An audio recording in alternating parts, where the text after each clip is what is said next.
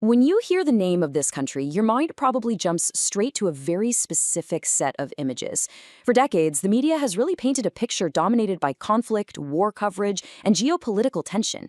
But today, in this explainer, we're going to completely shatter everything you assume about this nation. We're going to look right past the modern news cycle and explore a place that isn't just a dot on a map, but the actual, literal, foundational bedrock of human civilization. Get ready, because we're talking about Iraq. It's wild how, for decades, we've been fed this narrative dominated almost entirely by conflict. But beneath those modern headlines lies the true cradle of human history. I mean, Iraq holds more history per square kilometer than almost anywhere else on the planet. To really understand who we are today as a species, we have to bypass the daily news and look at what was happening here thousands of years ago. The timeline here is just staggering. I'm going to hit you with three massive revelations back to back. Just think about ancient Mesopotamia, which sits right in modern-day Iraq. In 3500 BC, they give us the wheel. Think about that for a second. Every single car, turbine, and engine on Earth traces its roots back to that exact moment. Then, just a blink of an eye later in historical terms, 3200 BC, they invent writing. And by 2000 BC, they're already setting up formal schools.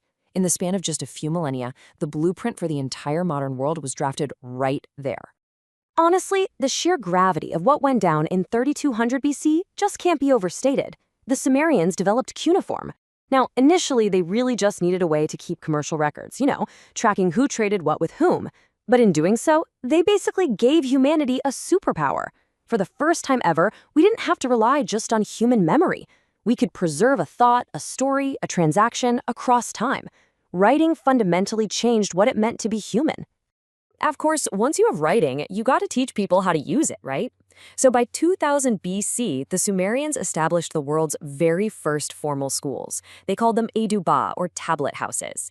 Students would sit there literally pressing reed styluses into wet clay.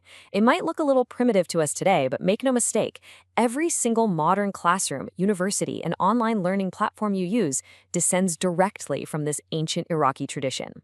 Now, if you're going to have people living together, trading, and going to school, you desperately need rules.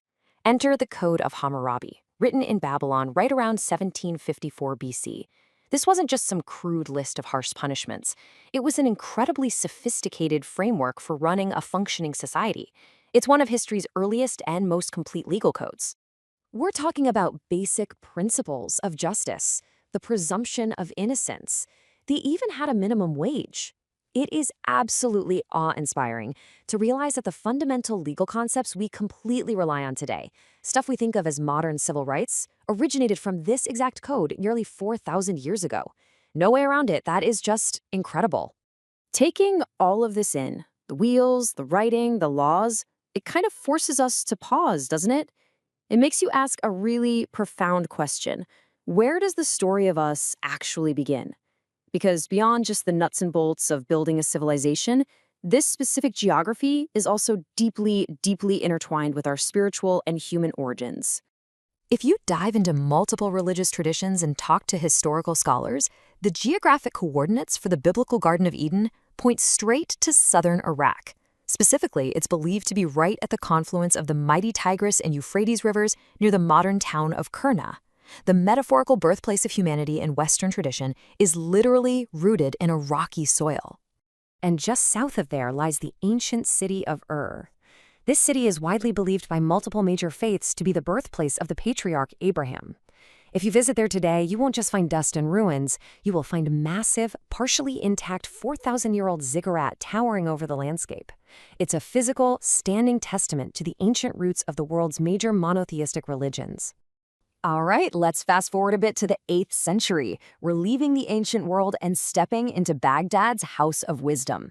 For over 400 years, this was hands down the undisputed greatest center of learning anywhere in the world. Scholars from across the entire globe gathered here to translate texts, debate heavy philosophy, and push the absolute boundaries of medicine and astronomy. It was right there in Baghdad that scholars advanced the mathematical concept of zero and actually coined the term al-Jabr, which is the root of the word algebra. So if you're watching this explainer on a smartphone or a laptop or using literally any form of modern tech, you are relying on math developed in Iraq. Al-Jabr is the engine powering every calculation our modern world makes. Sadly, though, this massive golden age met a really sudden and devastating end. In 1258, the Mongols invaded Baghdad and completely destroyed the House of Wisdom. Legend has it the rivers actually ran black with the ink of countless books thrown into the water. This event doesn't just belong to Iraqi history, it stands globally as one of the greatest intellectual tragedies humanity has ever suffered. But despite those historical tragedies, the legacy of human gathering in this region is just unmatched. 200,000. If we jump back to ancient Babylon, located near modern Hilla in central Iraq, historians believe it was the very first city in human history to ever reach a population of 200,000 people. At its height, it was the ultimate global metropolis. So how does a place with such a foundational heavy past look today? Well, Iraq currently holds the world's fifth largest proven oil reserves. It is sitting on a truly staggering amount of natural wealth beneath the surface. And that creates one of the starkest contradictions you'll find in the global economy today. On one side, you have this massive natural wealth, but on the other, there are profound economic challenges for its citizens. It's a highly complex, modern reality for a nation that has contributed so heavily to human progress, and it really showcases a deep gap between the resources below the ground and the living conditions above it. The headlines tell one story, history tells another. Iraq is literally the place where humanity first figured out how to write, how to build a wheel, how to legislate fairness, and how to gather into bustling cities. The very next time you look down at your phone or read a book or drive your car, ask yourself, isn't it incredible that so much of the modern world we completely take for granted was born in a place we so often misunderstand? Thanks for joining me on this explainer, and remember, always keep questioning the headlines.